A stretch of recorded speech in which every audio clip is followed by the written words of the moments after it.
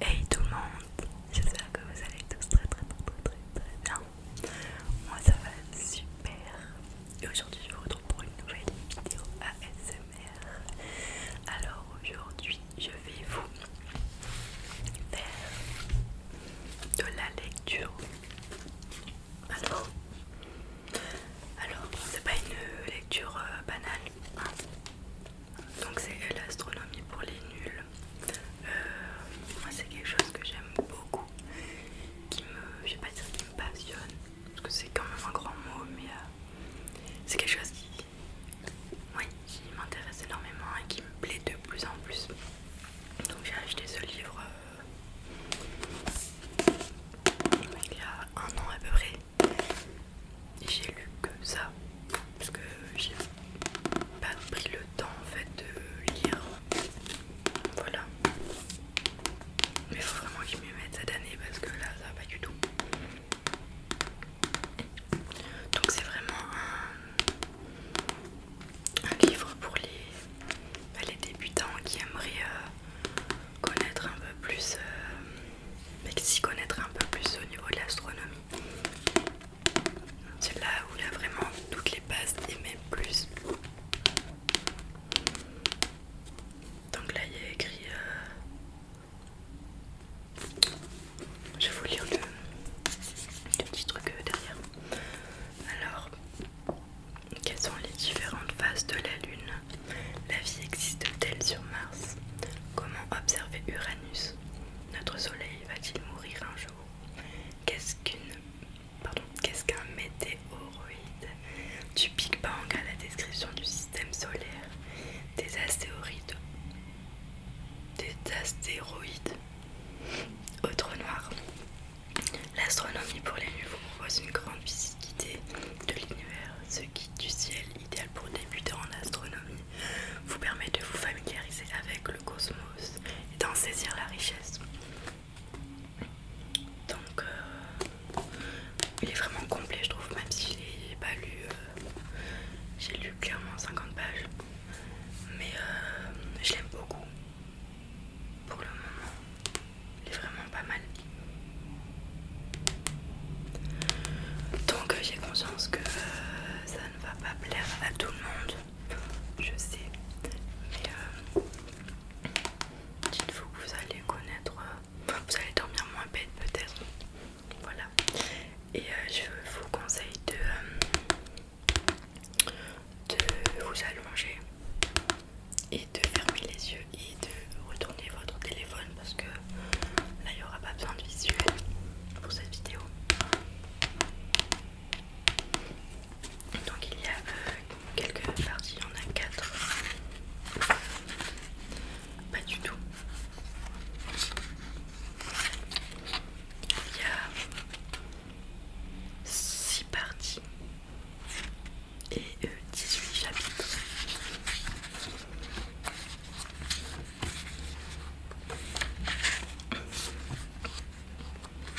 Alors, je vais commencer par la première partie. Donc à la vue du cosmos, ça s'appelle.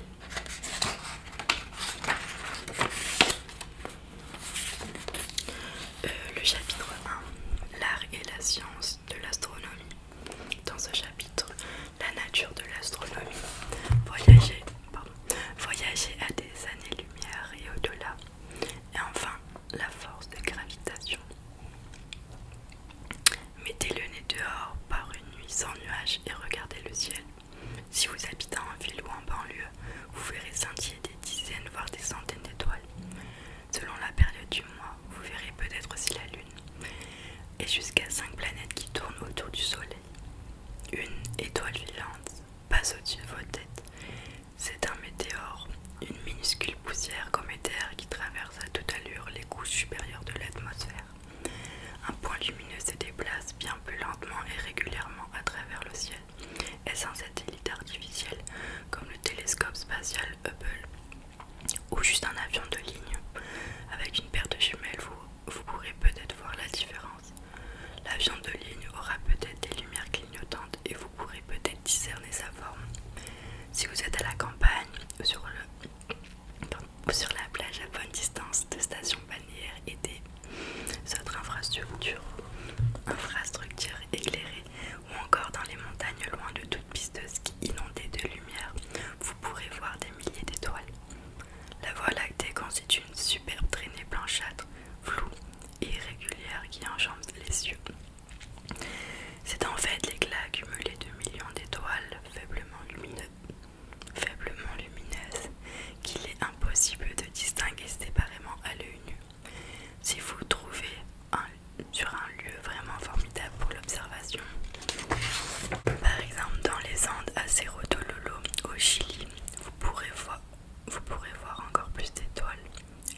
semblent suspendus comme des lampes brillantes devant un fond de ciel noir comme du charbon, et beaucoup ne scintillent même pas.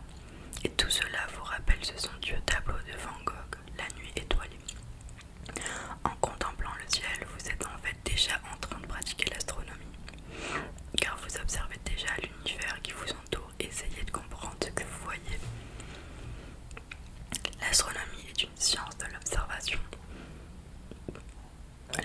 L'astronomie, c'est l'étude du ciel.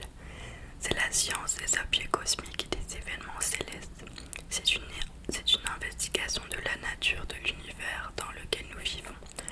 Les astronomes font leur travail en observant et, pour les radioastronomes, en écoutant. Pour pratiquer l'astronomie, on utilise des petits télescopes d'amateurs, des gigantesques instruments d'observatoire et des satellites en orbite autour de la Terre et tournés vers l'espace. On envoie dans le ciel des télescopes à bord des fusées, sondes et de ballons sans équipage. Et l'on expédie aussi dans le système solaire quelques instruments à bord de sondes spatiales. Les astronomes professionnels effectuent des recherches sur le Soleil et sur le système solaire, sur notre galaxie, la Voie lactée et sur l'univers qui se trouve au-delà. Ils enseignent dans des universités, conçoivent des satellites dans des laboratoires nationaux et dirigent des planétariums. Ils écrivent aussi des livres comme celui-ci. La plupart d'entre eux sont titulaires d'un doctorat. À force d'étudier des problèmes de physique complexes et de travailler avec des télescopes automatiques, beaucoup d'entre eux ne regardent plus le ciel. On en trouve même qui ne connaissent même pas les constellations. Les constellations sont des groupes d'étoiles auxquels les anciens astronomes donnèrent des noms comme Ursa Major, qui est la grande ours, et qui constitue pourtant le premier contact pour beaucoup de gens avec l'astronomie.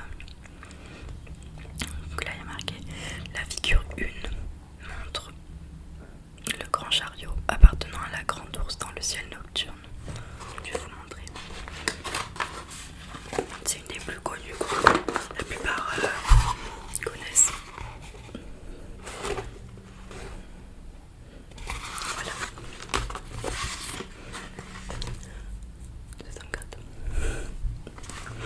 Outre les quelques 13 000 astronomes professionnels qui pratiquent cette science dans le monde entier, de l'ordre de 800 en France, des milliers d'astronomes amateurs adorent étudier les cieux.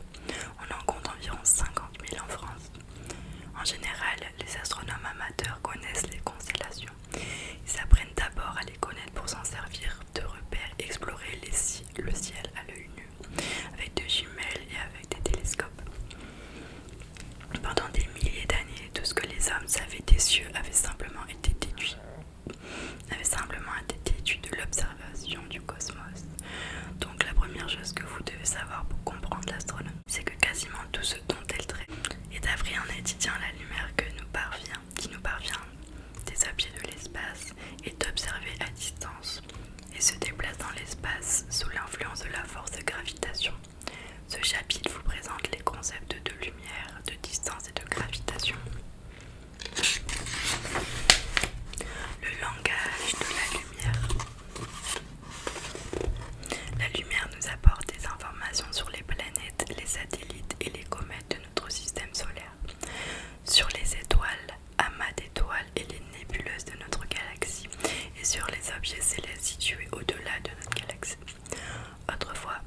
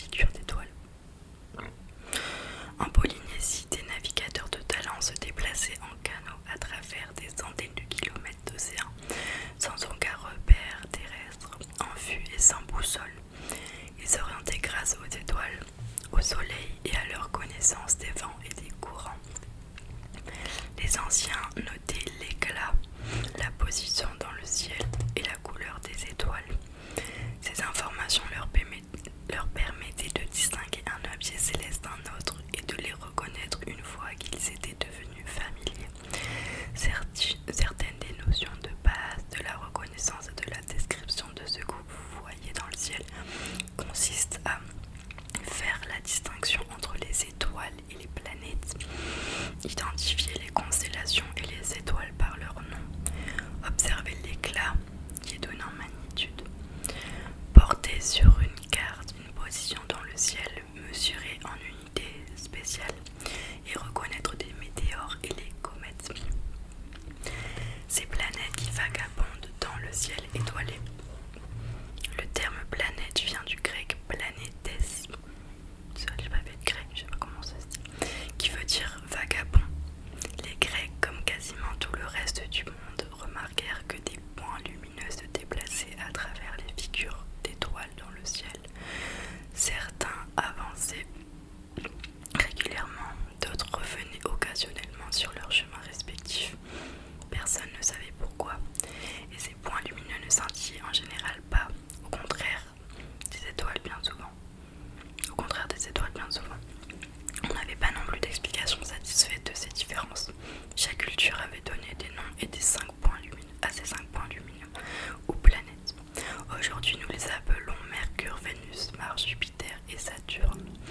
Et quasiment tout le monde sait qu'elles ne vagabondent pas à travers les étoiles, mais qu'elles tournent autour du Soleil, leur étoile centrale. Ce que l'astronomie n'est pas. L'astronomie, ce n'est pas l'astrologie. Rien n'irait plus un astronome que d'être appelé astrologue. Par une âme innocente, les astronomes croient que lorsque Jupiter et Mars sont en conjonction, c'est tout simplement un spectacle merveilleux à observer, mais pas un présage de bonne ou de mauvaise fortune. Les astronomes ne sont pas des spécialistes des objets volants non identifiés, des ovnis. Ils ne sont pas impliqués dans la recherche d'ovnis. D'habitude, ils peuvent identifier ce qu'ils observent. Les astronomes et les spécialistes des ovnis scrutent le ciel et ils y observent des étoiles et des planètes. En général, seuls les spécialistes des ovnis prennent au sérieux des rencontres avec les prétendus vaisseaux spatiaux et créatures extraterrestres. En revanche, SETI, la recherche de vie extraterrestre intelligente, c'est une toute autre histoire. Ce sont des astronomes qui dirigent ce programme. Ils utilisent pour cela des grands radiotélescopes et tendent l'oreille à l'écoute de signaux répétés venant du cosmos avec l'espoir que ce soit des transmissions délibérées en provenance de planètes lointaines. Et récemment, ils ont commencé à rechercher des messages qui pourraient nous arriver sous la forme de signaux lumineux, produits peut-être par des puissants lasers construits et manœuvrés par des civilisations plus avancées que la nôtre. Les astronomes ne sont pas encore entendus.